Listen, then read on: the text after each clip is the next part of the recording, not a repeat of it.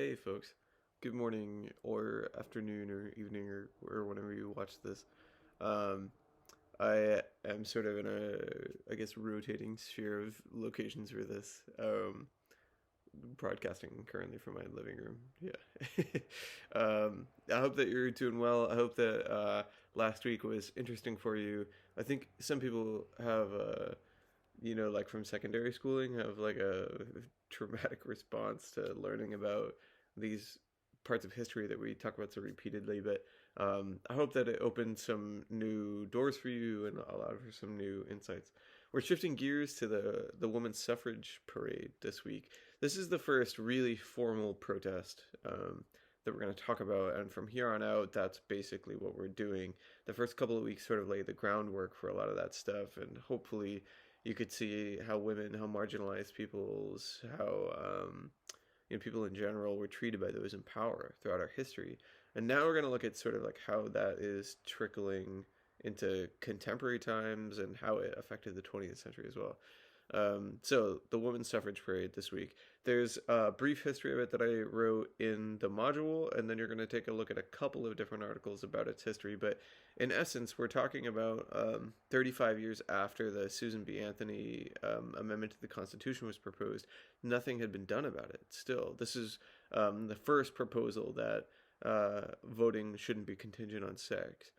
Nothing had been done about it. So in 1913, women took to the streets a day before Woodrow Wilson's inauguration, um, who didn't seem like he was going to allow that to happen, to stage the first really big American feminist protest. This is coming off the heels of some similar stuff that had happened in the UK just before it. Um, anyway, I guess you'll read about it. You'll see what happened. But in the end, what ends up happening is it receives more press coverage than Wilson's inauguration, despite a lot of adversity and a lot of pushback. It's very successful, and women would gain the right to vote. And I guess in the 6 or 7 years after that, it laid a lot of groundwork for what would eventually become the model for progressive protest and progressive policy advocation or advocacy in general. Um, yeah. Anyway, so read a little bit about it, and then the other thing you're going to respond to by way of the articles. Two of them are like sort of historical accounts of it. The other is a modern statistical analysis of sort of how we view women and progress of women since the women's suffrage parade and the women's um, gaining the women gaining the right to vote in 1920. How far we have or have not come from then. Again, it's sort of a statistical look at it from the Pew Research Center, which is a nonpartisan research center in Washington. So respond to those sort of holistically. That'll be our discussion post of the week. And remember to respond to two of your peers, which will be automatically assigned to you. If there's any trouble with that, reach out. Let me know, of course. Okay, so the media response for this week. Originally, and if you look at the syllabus, it's going to say this. I was going to have you watch On the Basis of Sex, which is it's like a biopic about Ruth Bader Ginsburg. It's interesting, and I think it's a good film. But originally, when I was conceptualizing this class and sort of what it was going to look like, I had considered having you watch a film called Never, Rarely, Sometimes, Always. Um, Maybe some of you know this film, but I think probably most of you won't because it didn't get the press that it deserved. I don't know if you know this about me, but I'm mostly a film professor at MCC. Um, and I talk about this film all the time in my courses. I have them watch it regularly, at least in the past year, because it came out in 2020, and I think it was robbed of the Oscar that year.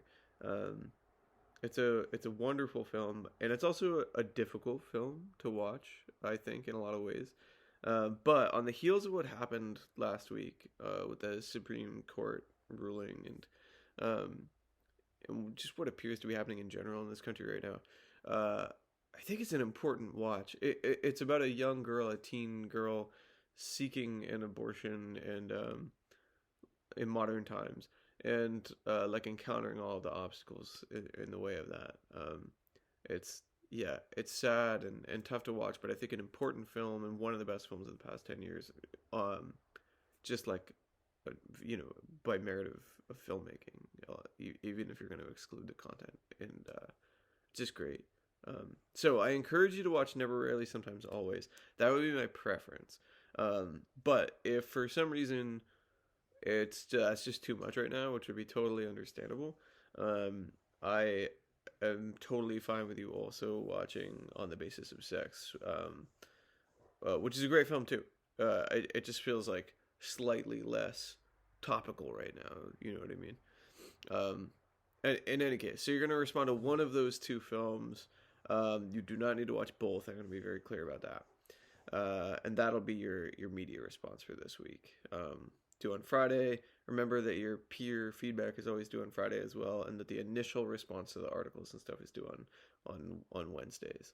I think that I didn't hit the wrong submit button this week for the media response like I did last week. So that should be all set, I think. Although I don't, Canvas is like Canvas and I don't always agree. So if there are any issues, just let me know. Um, yeah, I guess. Oh, sorry, I'm like spacey.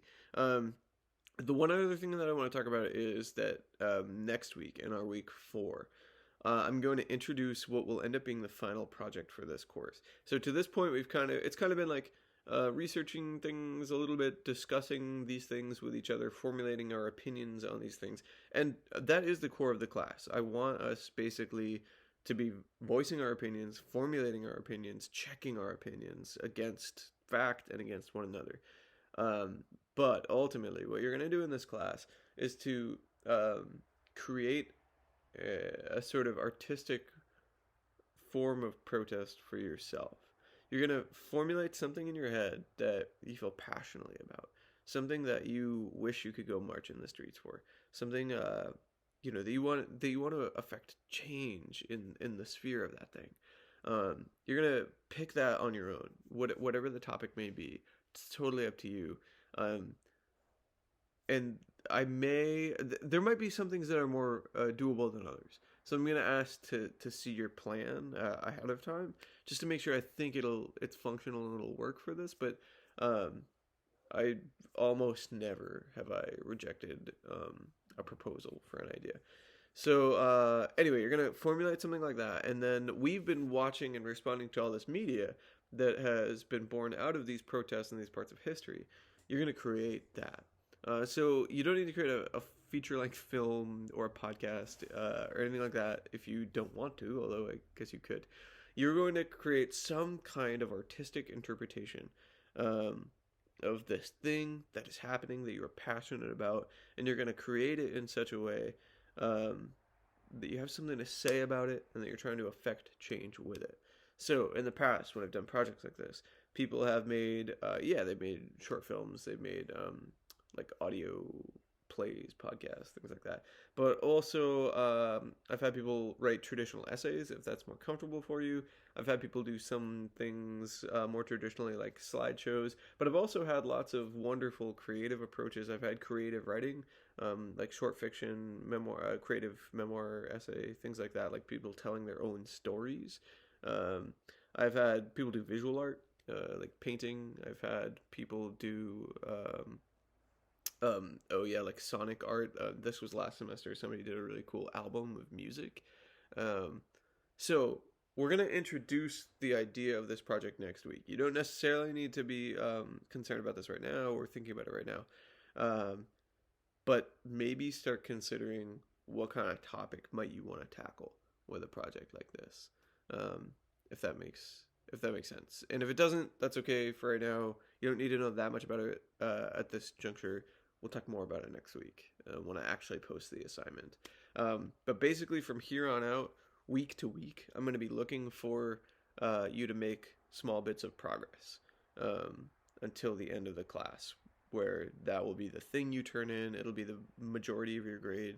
Um, yeah, and so week to week, on top of what we normally do from here on out, you're going to have to show some demonstrated progress on the project.